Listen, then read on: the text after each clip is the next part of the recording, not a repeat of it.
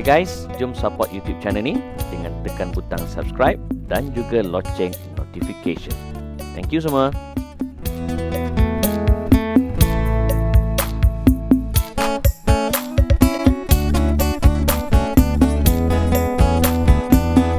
Panduan solat hari raya. Cik Man, silakan Cik Man. Hadis sallu kama raaitumuni usolli, satu hadis asas. Kita tengok perbuatan Nabi SAW masa hari raya. Nabi buat apa tentang semayang raya, sama tak dengan semayang zuhur, maknanya kita ikut. Dia tak diukur ataupun tidak dipengaruhi dengan perbezaan tempat. Sebab semayang raya ni dia lebih luas sikit daripada semayang Jumaat. Semayang Jumaat syaratnya ada jemaah.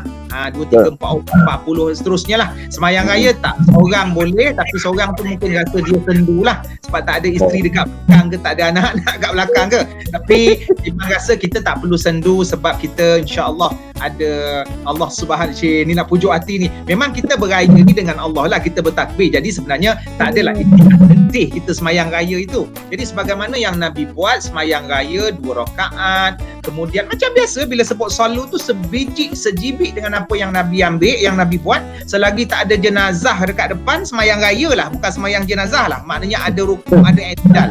Jadi yang kita faham selama ni, orang kata dulu tahun-tahun lepas sebelum PKP, Bilal masjid adalah beritahu, ataupun imam ada beritahu sebelum dia akad takbiratul ihram. Okey, saya nak pengetahuan kepada semua jemaah, saya nak maklumkan tentang semayang raya. Sebab orang setahun sekali dia lupa lah semayang raya. Kadang-kadang imam pun tak ingat.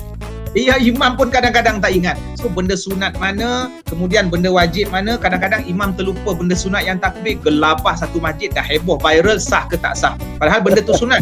Jadi antaranya yang kita faham, kita selalu buat itu sunnahnya, dia ada takbir. Maknanya konsepnya adalah takbir, banyak takbir. Maka dalam solat raya itu 2 rakaat, ada 7 kali takbir untuk rakaat yang pertama selepas takbiratul ihram, kemudian bacalah Fatihah, dan rakaat yang kedua ada 5 takbir selepas takbir al-intiqal.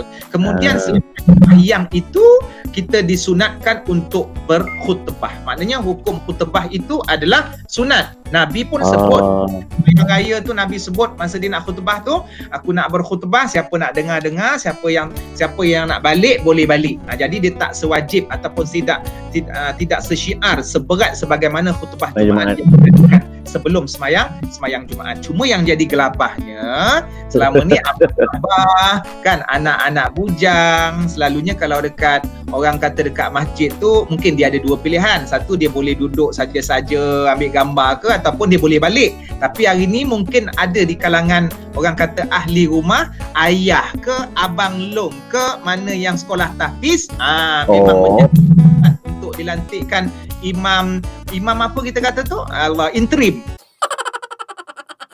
Ataupun jadi pandai-pandailah. Cuma kita nak katalah Islam itu mudah. Kalau kita tengok kepada rukun khutbah kalau mazhab Syafi'i ini ada 5 lah. Kita memuji Allah, kemudian kita berselawat ke atas Nabi, kita mendoakan untuk orang mukmin, kemudian kita mengharapkan supaya semuanya bertakwa, membaca potongan ayat Quran. Jadi kalau 5 ni baca laju-laju, rasa lepas tu sedikit pesanan, rasanya seminit selesai dah. Kejap je. Ada juga yang tanya, Cik Man, tongkat saya tak ada. Janganlah kau ambil batang penyapu pula. Tongkat tu hukumnya sunat muakkad. Ada siap dah order kat Lazada sebab nak takbir raya. Lazada dah habis, order kat Shopee, Okay? Maknanya tongkat itu sunat. Dia perkara biasa aja. Siapa yang seorang tu tak payahlah khutbah. Dan Cik Man rasa pun, Ana rasa pun dia dah ada panduan khutbah yang dikeluarkan oleh jabatan yang sekarang ni dah viral diguna. Kita just baca lah, benda setahun sekali kita nak hidupkan syiar kat rumah lah. Maknanya nak gabungkan 2. Kenapa perintah daripada kerajaan yang suruh kita semayang di rumah, dan ada beberapa orang di masjid, sebab nak gabungkan antara menghidupkan syiar dan di samping menjaga keselamatan. Itu kita katakan tasarruf ala rakyah manutun bil maslahah.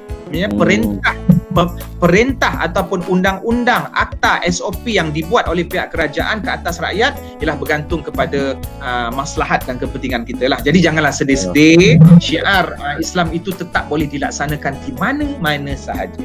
Ya. Dan Cik Man, masa takbir kan orang tak gaduh kan. Bila takbir Allahu Akbar, ada kebaca subhanallah walhamdulillah wala ilaha illallah akbar, ataupun Allahu Akbar diam sekejap Allahu Akbar. Bacaan tasbih itu sunat. Ada baca panjangnya yang Min sebutlah. Yang kalau baca pendek dah kalau namanya tasbih bertasbih subhanallah lah. Subhanallah.